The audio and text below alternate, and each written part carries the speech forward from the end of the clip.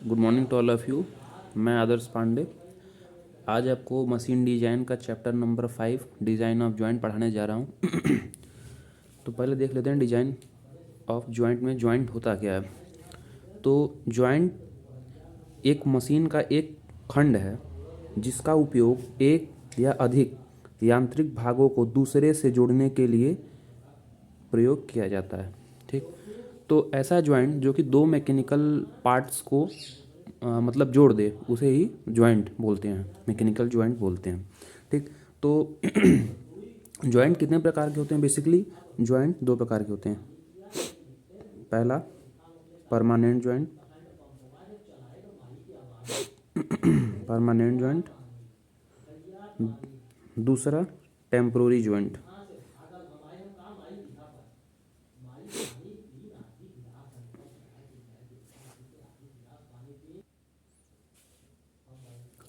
Permanent joint ऐसा joint होता है जिसमें दो मैकेनिकल पार्ट्स को आप जॉइंट करते हैं, तो बिना जॉइंट को डिफॉर्म किए आप उस जॉइंट को अलग अलग नहीं कर सकते हैं। टेम्पोररी जॉइंट ऐसा जॉइंट होता है जिसमें आप जब चाहें तब उसको जॉइंट कर दें और जब चाहें तब उसको स्प्लिट कर दें या अलग अलग कर दें। तो परमानेंट जॉइंट में भी दो पार्ट होता है। परमानेंट जॉइंट में पहला होता है रिवेट जॉइंट या रिवेट जोड़। दूसरा होता है वेल्ड जॉइंट।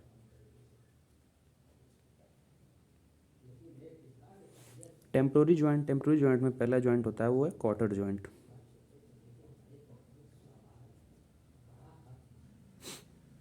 दूसरा होता है नकल जॉइंट।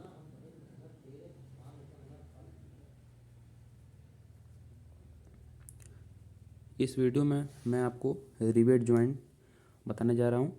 मैं इस चैप्टर से रिलेटेड 4 वीडियो बनाऊंगा, जिसमें पहला वीडियो जो रहेगा वो रिवेट जॉइंट का, दूसरा वेल्ड जॉइंट का, तीसरा क्वार्टर जॉइंट और चौथा नकल जॉइंट का।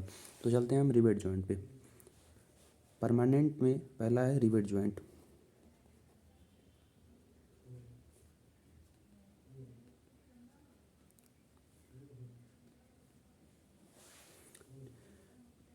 Types of rivet joint. Rivet joint पहले होता क्या है? मान लीजिए कि आपके पास कोई दो प्लेट है,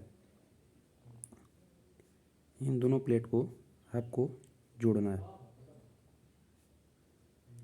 तो पहले दोनों प्लेटों में आप एक ड्रिल प्रोसेस से होल करेंगे और फिर इसमें रिवेट इंसर्ट कर देंगे और नीचे से इसका हेड बना देंगे। तो ये जॉइंट हो गया जो हमारा, ये रिवेट जॉइंट है।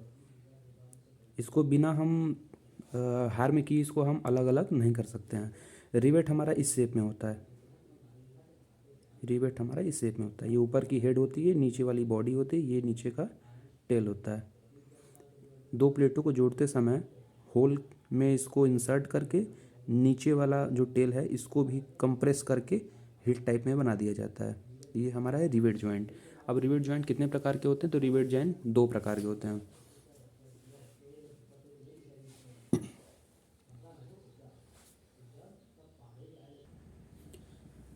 रिवेट जॉइंट में दो प्रकार होते हैं। पहला होता है बट जॉइंट, दूसरा होता है लैप जॉइंट। तो बट जॉइंट में क्या होता है, एक प्लेट है, ये दूसरा प्लेट है। दोनों प्लेट को आमने सामने लेके आते हैं और ऊपर से कवर प्लेट लगा देते हैं। ठीक, कवर प्लेट लगा देते हैं। कवर प्लेट लगाने के बाद एक रिवेट इधर लगा देते हैं, एक रिवेट इधर लगा देते हैं। इसे बोलेंगे हम सिंगल रिवेटिंग। क्यों सिंगल बोलेंगे? क्योंकि हमेशा ही पेयर में चलता है, इसलिए इसे हम सिंगल रिवेटिंग बोलेंगे। और ये लैप जॉइंट है। लैप जॉइंट में एक प्लेट को एक प्लेट के ऊपर चढ़ा देंगे, ठीक, और बीच में ड्रिलिंग प्रोसेस से होल करके इसमें रिवेट डाल के इसको नीचे से इसका टेल हेड के शेप में बना देंगे। तो ये हो गया लैप जॉइंट। इसमें अगर एक रिवेट लगा हुआ है, इसके बगल में भी अगर रिवेट लगा देंगे तो ये डबल रिवेटिंग हो जाएगा। ठीक है, परंतु यहाँ हमेशा बट जॉइंट में पेयर में रिवेट चलता है। अगर दो लगे रहेंगे तब ये एक रिवेटिंग सिंगल रिवेटिंग हुआ। अगर यहाँ दो लगे रहेंगे तो हो जाएगा डबल रिवेटिंग। ठीक, आशा करता हूँ आपको इतना समझ में आ गया होगा। अब आगे हम चलते हैं फेलियर्स ऑफ रिवेट पे, कि रिवेट कब फेल करता है। ठीक,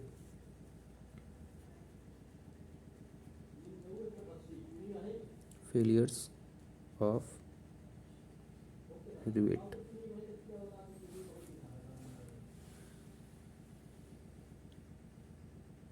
फेलियर्स ऑफ रिवेट। तो रिवेट किस किस कारण से फेल करता है? तो रिवेट 3 केस में मतलब फेल होता है। जहाँ रिवेटिंग हुआ है रिवेट जॉइंट, वो 3 केस में फेल होता है। पहला केस वो है कि टीयरिंग। मान लीजिए कि 2 प्लेट को आपने ज्वाइंट किया है और दोनों प्लेट अपोजिट फोर्स से मतलब पुल किए जा रहे हैं, टेंसाइल किए जा रहे हैं। तो हो सकता है कि अगर दोनों रिवेट जो हैं, दोनों रिवेट की दूरी बीच की जो प्लेट है वो खींच जाए, इससे टीयरिंग हो जाएगा। हो सकता है कि रिवेट बीचों बीच से टूट जाए तो वो सीयरिंग हो जाएगा। तो और लास्ट होता है क्रशिंग। उसमें क्रशिंग भी होता है, मतलब दलन। हो सकता है कि रिवेट टूटे फूटे ना, परंतु हल्का सा प्लेट को वो डिस्प्लेस कर दे और अपना जो शेप है वो चेंज करके ओवल शेप बना ले। तो हम 1 बाय 1 देखते चलते हैं। तो पहला हमारा है टीयरिंग।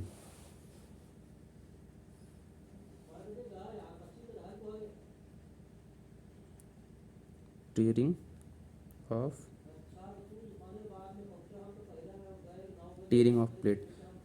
ठीक,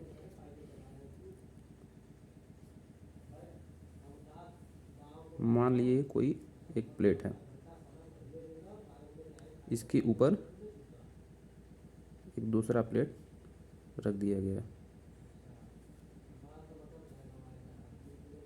ठीक, एक रिवेट इधर लगा दिया गया, एक रिवेट इधर लगा दिया गया। इसको हम पी फोर्स से खींच रहे हैं इधर, और इसको हम पी फोर्स से इधर की तरफ खींचा जा रहा है। ठीक, तो पहला तो केस ये होगा कि ये जो बीच की दोनों रिवेटों की जो बीच की दूरी है, जो बीच की ये दूरी है वो प्लेट होगी। तो हो सकता है कि ये प्लेट सीयर्ड ऑफ हो जाए, मतलब कि सॉरी पी जो प्लेट है वो टीयर हो जाए, फट जाए। तो जब प्लेट का हम बनाएंगे,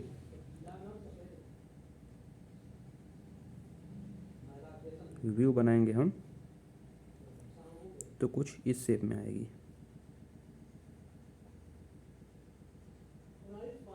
कुछ इस शेप में आएगी। ये हमारा ऊपर नीचे का दोनों रिवेट हो गया।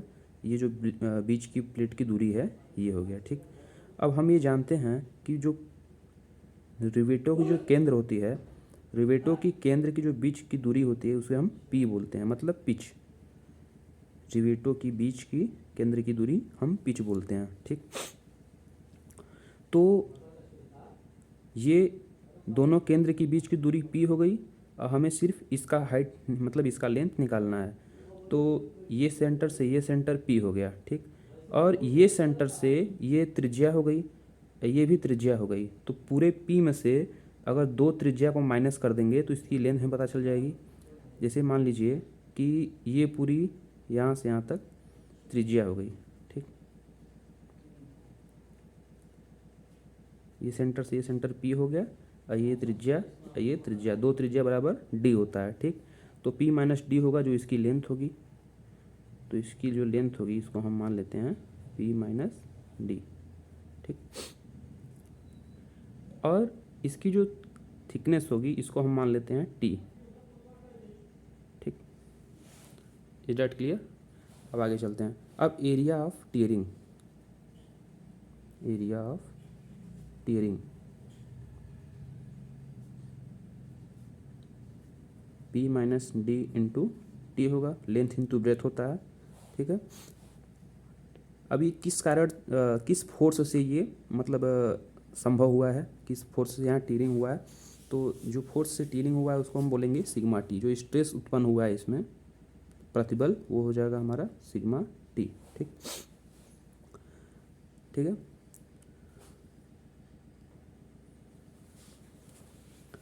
और हम ये जानते हैं कि स्ट्रेस बराबर पी से मतलब फोर्स अपॉन एरिया होता है।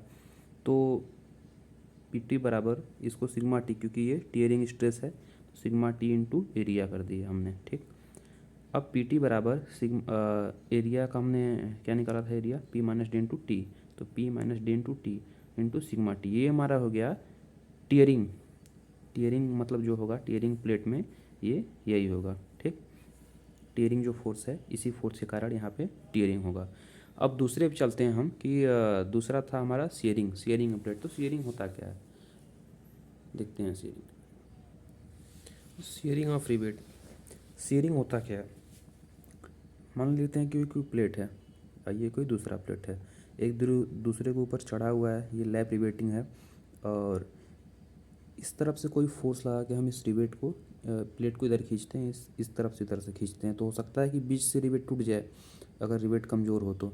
ठीक है, तो जब रिवेट टूटेगा, शीयर ऑफ करेगा, शीयरिंग होगा रिवेट में, तो इस शेप में आ जाएगा। ठीक, तो जहाँ से शीयरिंग किया गया है उसका एरिया क्या होगा, तो जो शीयरिंग हुआ है वो यही तो एरिया होगा ना, यही एरिया होगा। तो ये सर्कुलर या सिलेंड्रिकल शेप में है ये रिवेट, तो ये सर्कुलर मतलब एरिया ऑफ सर्कल, मतलब गोलाकार का क्षेत्रफल। ठीक, तो शीयरिंग एरिया जो होगा हमारा πd²/4 होता है।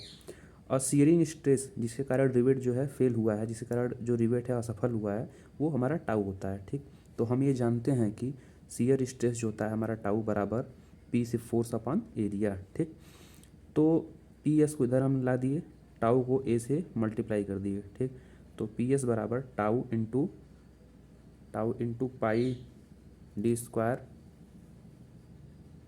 πd²4 into N into KS और N क्या होता है यहाँ पे कि N जो होता है वो नंबर ऑफ रिवेट होता है, रिवेटों की संख्या, और KS जो होता है नंबर ऑफ कवर प्लेट, मतलब कवर प्लेट्स में कितने लगे हुए हैं।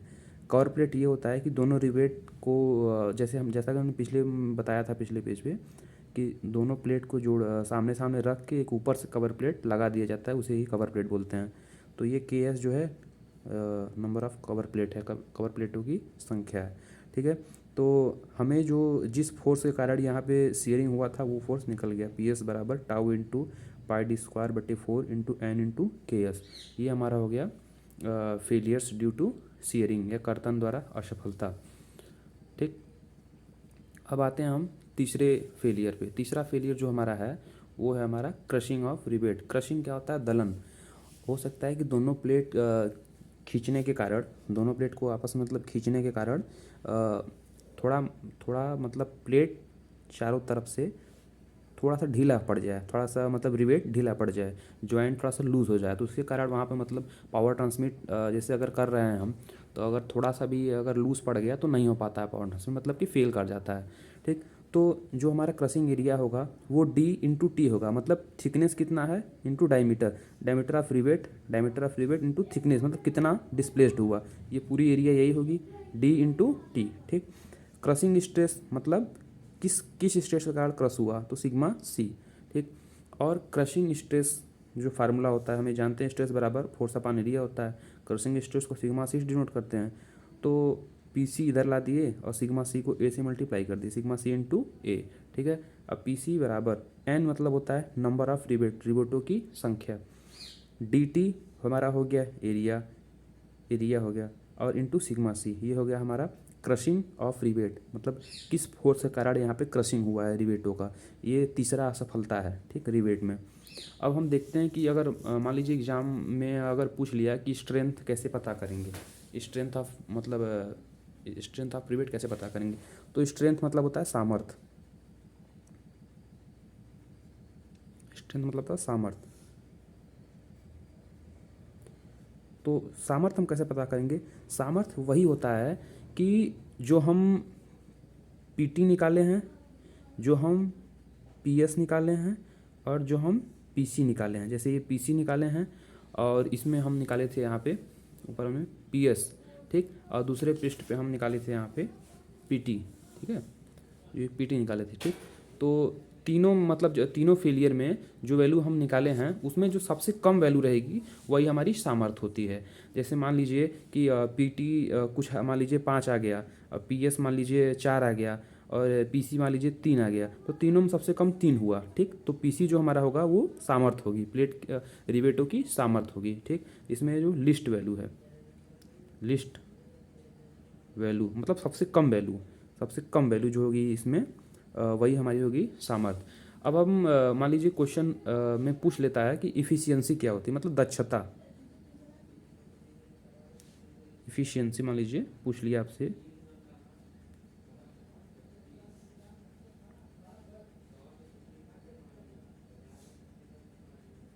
इफिशियंसी मान लीजिए पूछ लिया आपसे दक्षता, तो दक्षता होती क्या है, दक्षता मतलब होता है कि सामर्थ्य जो हम यहाँ पे स्ट्रेंथ निकालेंगे, सबसे कम लिस्ट वैल्यू रहेगी वो रहेगा, और upon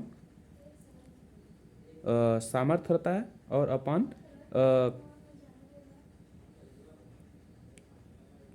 P into T into sigma T. ठीक, सामर्थ्य upon P into T into sigma T. तो जहाँ दक्षता वाली बात है तो वहाँ आप समझ लीजिएगा कि सामर्थ्य बटे P into T into sigma T होता है। ठीक है, आशा करता हूँ कि आपको वीडियो अच्छा लगेगा, आपको वीडियो अच्छे समझ में आई होगी। आपको मतलब वीडियो जो भी मतलब जैसा भी लगा हो आप कमेंट बॉक्स में लिख सकते हैं, और रेडी रहिए अगले 3 जॉइंट के वीडियो के लिए। धन्यवाद।